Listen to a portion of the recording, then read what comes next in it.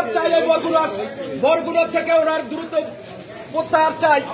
উনি ন্যায় বিচারে আমাদেরকে মিথ্যা মামলায় একটা আমাদেরকে জেল এই ঘটনার সাথে আমরা আল্লাহরে হাজির নাজির করে বলতে পারি যে এই ঘটনার সাথে আমি মিলন মেম্বার কোন প্রকার জড়িত না।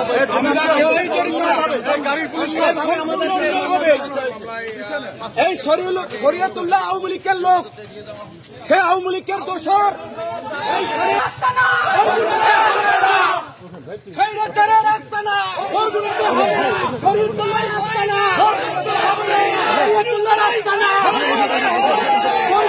হবে না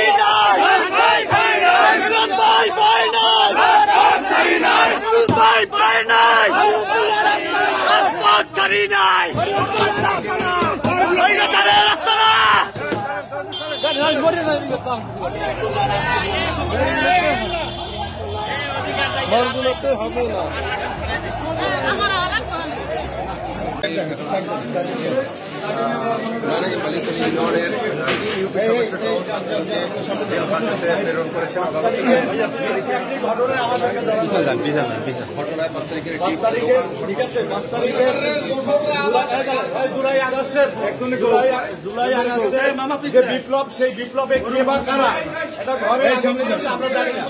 আমরা তিনজন জনপ্রতিনিধি আমরা ওই 17 বছর পর্যন্ত আমরা জুলুম অন্যায়ের বিরুদ্ধে আন্দোলন করেছি, কিন্তু আজকে আমরা সেই অন্যায় শিকার হয়েছি। এই ঘটনার সাথে আমরা কিন্তু আমার দেখবেন এই ঘটনার সাথে আমরা জড়িত কিনা। একদম অন্যায় ভাবে আমাদেরকে এই মামলা আমাদেরকে জামিন দিয়া